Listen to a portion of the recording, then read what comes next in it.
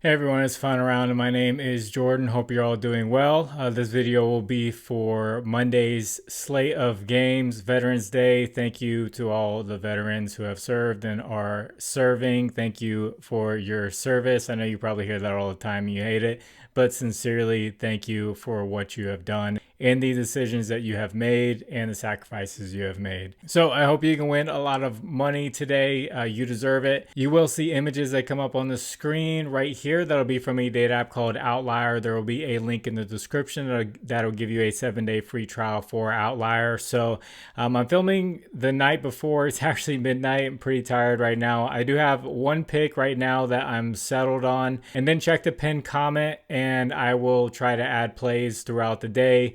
If you watched the last video, I added a new criteria checklist pretty much to go through to try to find the best picks, and it looked like it worked out. So I have spent a lot of time staring at the lines for a few games. Some of them I'm a little bit iffy on because, you know, there's 4 things to check the box on, and some of these have like maybe 3, and just the 4th one isn't quite there. So if you didn't watch the last video, I'm looking at the matchup. I think the matchup is one of the most important, or tied for the most important of these. Clearly you want to have a good matchup or a bad matchup if you're taking an under.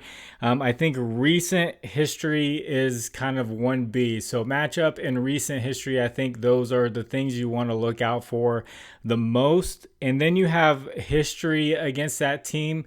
Sometimes history can be different because a player is in a different role and all that. And that's, one of the boxes that some plays that I'm looking at, they're not checking out because maybe a guy like, let's say, Jose Alvarado, he's in a different role right now than he was last year. So maybe he didn't go over his lines and his lines are a little bit higher. And then we have home and away. How have they done, at home or on the road this year?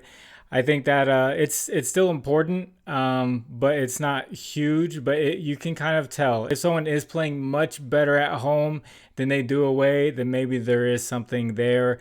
If it's kind of off and on, then maybe it doesn't correlate too much, but it's definitely a data point to take a look at. And if we can get that box checked with a good grade, then I think it'll help be a better play. But 2 most important would definitely be the matchup and recent history. So let's start with the teams on a back-to-back. The slate isn't that huge, but the Thunder will be at home against the fresh Clippers.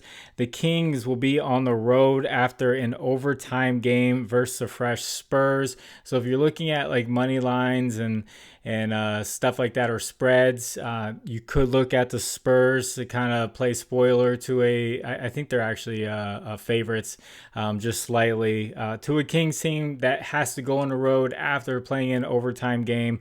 They could be a little bit tired going up against the Spurs, so that's one to take a look at. And then the Wizards will be on a back-to-back on the road versus the Rockets. The Wizards got blown out yet again.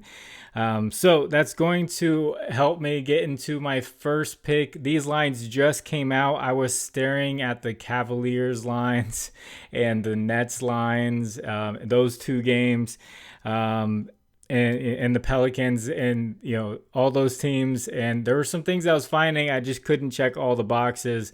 But this pick that I like that came out when the Wizards lines came out is Jordan Poole under 7.5 rebounds plus assist at -109.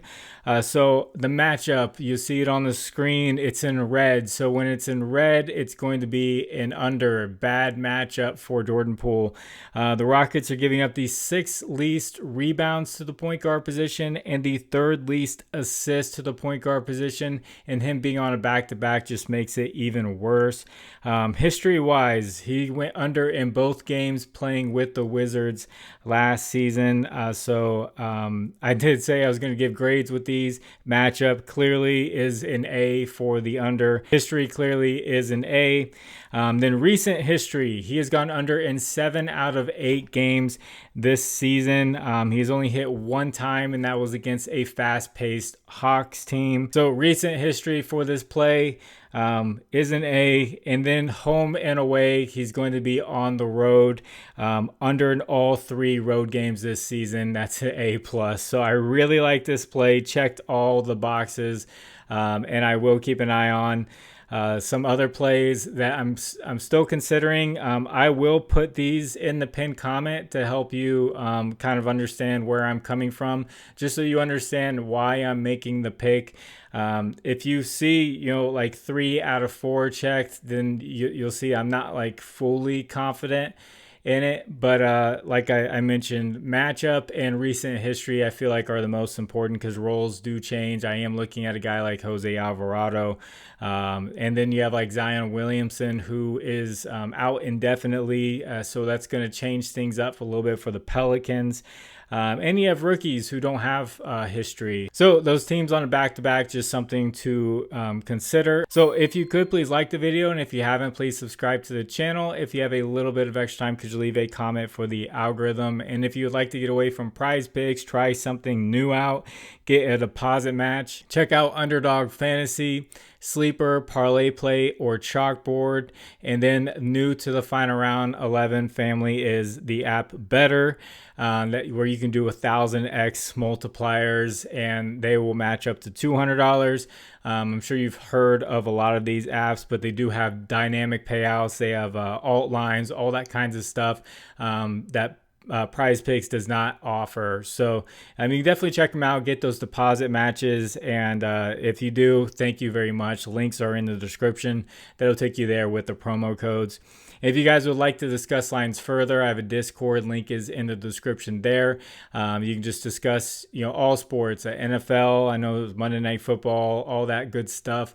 Conversation going on in all of those categories. So as far as a recap goes, after a cold stretch, I talked to someone who does this for a living. You know who he is. I'm not going to put his name out there, but I was like, man, I'm going through a cold streak. He's like, yeah, I go through that all the time.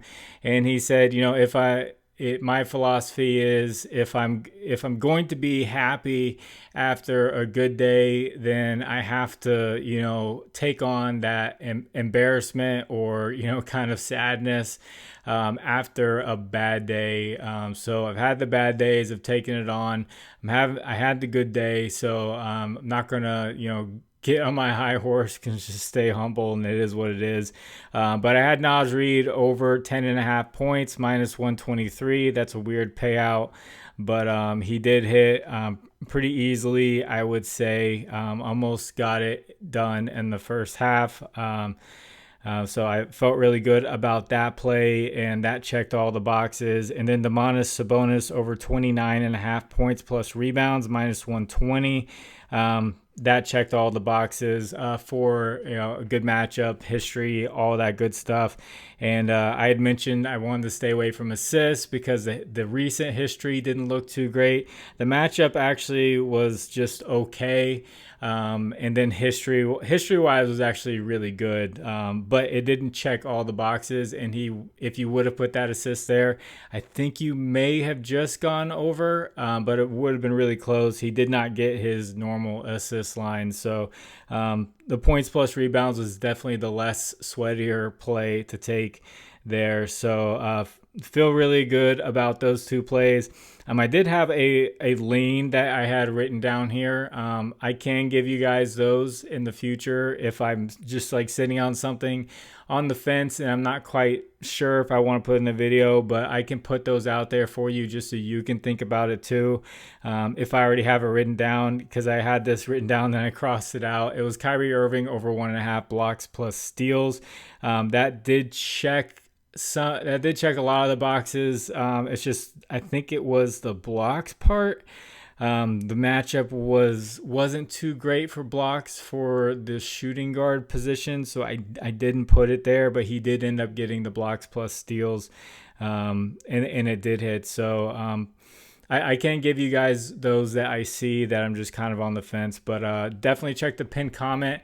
I'll put the plays in there. I'll give you the read that I'm seeing for the rest of these games, and I'm not going to go too crazy and put like a 7, 8 or 9 picks out there. I want to make sure it's thoroughly looked at and thought about, because there's some lines where I'm looking at right now where they look really good, but the guy's a rookie or the guy's a sophomore. And I do some research, I do Twitter research, and I read about the guy, and people are talking about how the player's just not very talented or not very good and shouldn't be in that situation. It just makes me think, some of the games they were taken off the court early, and I'm just like, I don't know if I want to put money on that play where a guy could just be pulled for any reason, just for being bad, when they've looked good, but they've had games where they get pulled, stuff like that.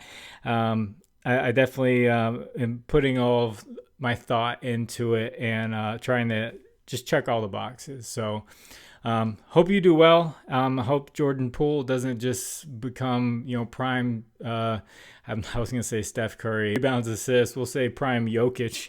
Hopefully it doesn't become that on a back-to-back in a terrible matchup for him. And also high blowout potential. I think I forgot to mention that. I think the spread's like -13. So definitely could go on the road and get blown out again. He just doesn't have the talent around him to just rack up those assists. And he's, not the best rebounder in the world. So I'm going to get this edited and get it out to you. And in the future, when I have more time for the games I don't have picks for, I will give just good matchups and show the player, just so you can get a head start on those lines and take a look at those. Just point out players like, hey, Evan Mobley has a really good matchup against the Bulls. And this is true. He has a really good matchup against the Bulls. They gave up like the second most points to the power forward position. When you see that, the lines do get juiced just a little bit. He's up like the line's up like one basket from what he's been doing. So it makes it a little bit more difficult, but you would see that really good matchup, and potentially, you're looking at the Bulls, you might want to just go ahead and play that, knowing that he's going to get more possessions because they play so fast. But there's blowout potential with Cleveland. So just things to think about. I know I'm rambling, but I'm just giving off my thoughts about these reads and all of that, just trying to help you make your plays that aren't just, mine. So gonna get this edited and get it out to you. God bless you. It's the final round. My name is Jordan. I will catch you on the next one. Bye.